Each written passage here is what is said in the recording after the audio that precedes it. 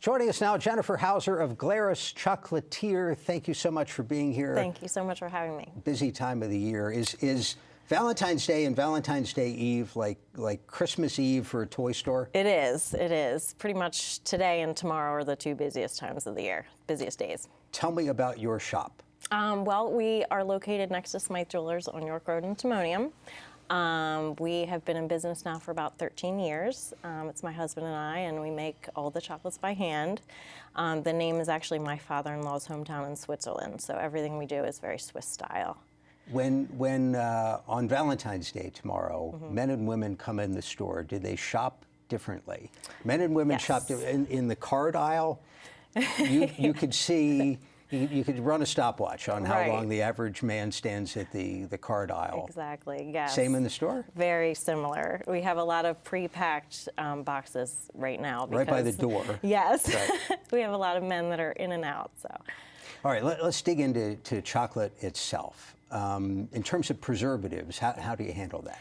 We don't use any preservatives, which is kind of, it takes a lot of educating customers on that because, our customers by now are used to, the perishability. It's about 7 to 10 days from the time that you purchase, they should be consumed, the truffles. But a lot of customers, or people in general, are used to, a longer shelf life, so it does take some educating. Now, aside from the truffles, what would the shelf life be? Well, the shelf life naturally for like bars and pan things like almonds or espresso beans, just probably 6 months naturally. Right.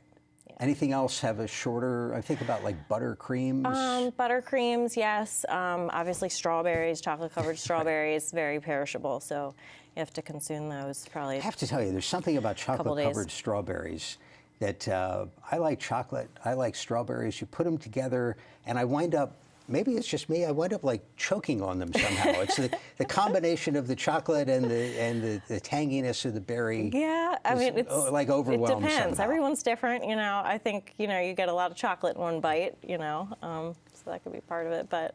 Let me remind our viewers, if you have a question about chocolates, give us a call right now. We'll have the number up on the screen, or tweet your question. The Twitter address is @MPT News. I was reading about a cocoa shortage. Was there such a thing? Were prices up? There was at one time.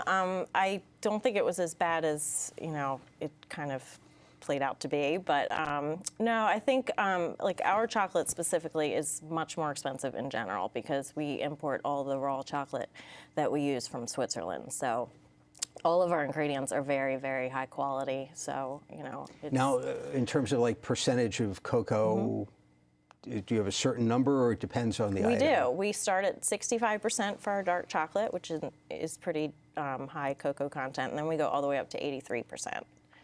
So it can get kind of bitter, but people love it. More bitter than sweet. And it's healthier. Let's grab a phone call. Anne Arundel County, this is David. Thank you for the call. Go ahead.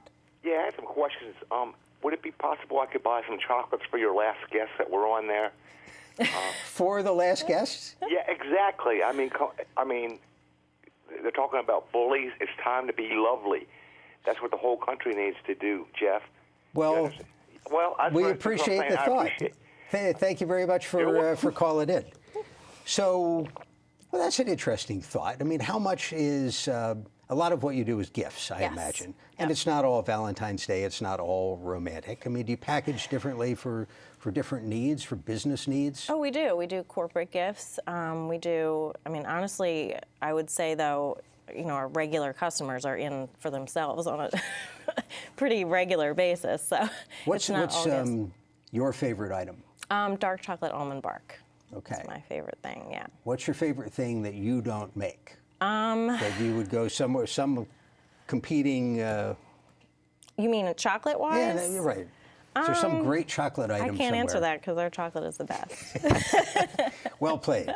Well, let's talk about what's in the box here. What you brought some beans. Yep. Those are cocoa beans. And you start with these? You're not starting? We actually import the raw chocolate from Switzerland that we use. So that is a whole nother ballgame. So the beans go to Switzerland. They make it into chocolate. Exactly. Yep. So we just make all the, items in our store from the raw chocolate that we import. So, but these are truffles in this box here. We do usually between 10 and 11 truffles at any given time. We have a seasonal one every spring and summer and into the fall and winter. So we also do a lot of assorted Swiss chocolates like caramels and cherry cordials and things like that as well, other than truffles. All right, so for somebody who's getting a box of chocolates tomorrow, how do you store it? I mean, sticking it in the fridge, That's a good really idea or good bad question, idea? actually.